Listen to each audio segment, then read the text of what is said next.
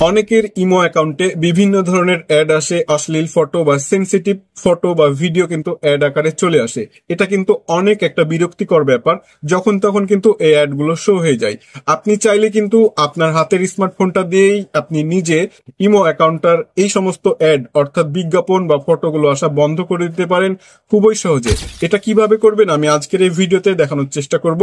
So ভিডিওটা যদি ভালো লেগে থাকে অবশ্যই শেয়ার করে দিবেন, আর এই ধরনের ভিডিও পাওয়ার জন্য পেজটি আপনি ফলো দিয়ে রাখতে পারেন।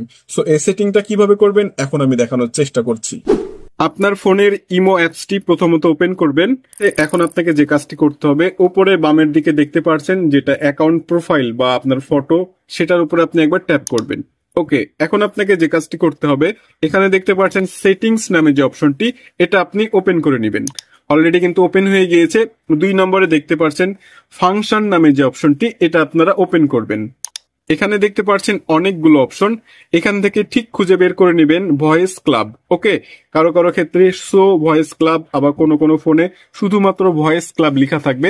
আপনাদেরকে যে কাজটি করতে হবে, এই যে এখানে দেখতে পাচ্ছেন ভয়েস ক্লাবের যে অপশনটি, এটা কিন্তু অন আছে বা ইনেবল আছে, আপনাকে এটাকে ডিসেবল অর্থাৎ অফ করে দিতে হবে। সো আমি অফ করে দিচ্ছি। অলরেডি দেখেন এটা কিন্তু অফ হয়ে গেল।